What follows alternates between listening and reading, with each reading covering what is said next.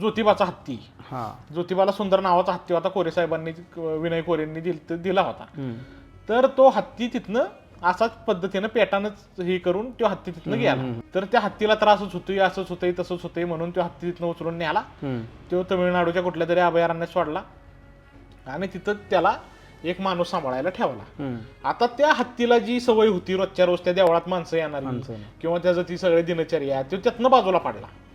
त्यामुळे तो लागला असा हे करायला, म्हणजे त्याची मानसिक स्थिती हळूहळू बिघडायला लागली. त्यानं मग जो त्याला माणूस सांभाळायला होता त्यालाच मारला आणि 3 वर्षात तो हत्ती पण मिळाला. मग ज्याच्यासाठी तुम्ही तो हत्ती नेला ती काम तुमच्याच्यानं झालं का? किंवा औंधला एक सुंदर नावाचा हत्ती होता, 85व्या वर्षी तो हत्ती तिथनं ह्यांनी हलावला. बरं त्याचं आता किती आयुष्य राहिलं होतं? तो तिथंच त्याच्या माणसात गेला असता काय अडचण झाली असती? आता विट्याला हत्ती, आता विट्याचा हत्ती उपचारासाठी गेलेला आहे, आता तो काय परत देणार आहेत का? मग या अशा आपल्या देवस्थानांकडे, आता काही देवस्थानांकडे हत्ती आहेत किंवा होती आणि आता काही देवस्थानांकडे घोडी पण नाही, घोडं पण होतं. म्हणजे आपल्या जेजुरीला पण होता एक घोडा, तो आहे का? ज्योतिबाला घोडा आहे. आता सगळ्या देवस्थान ज्या जे देव घोड्यावरती आहेत त्या देवांच्या तिथं घोडी आहेत.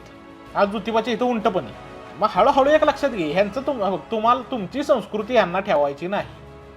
तुमच्या प्रथा परंपरा, तुमच्या यात्रा जत्रा, तुमच्या सगळ्या ज्या काही देवाच्या वगैरे सगळ्या प्रथा होत्या त्यांना अंधश्रद्धा म्हणून तर ह्यांनी पहिल्यापासूनच त्याचे वाटोळं लावलेलं.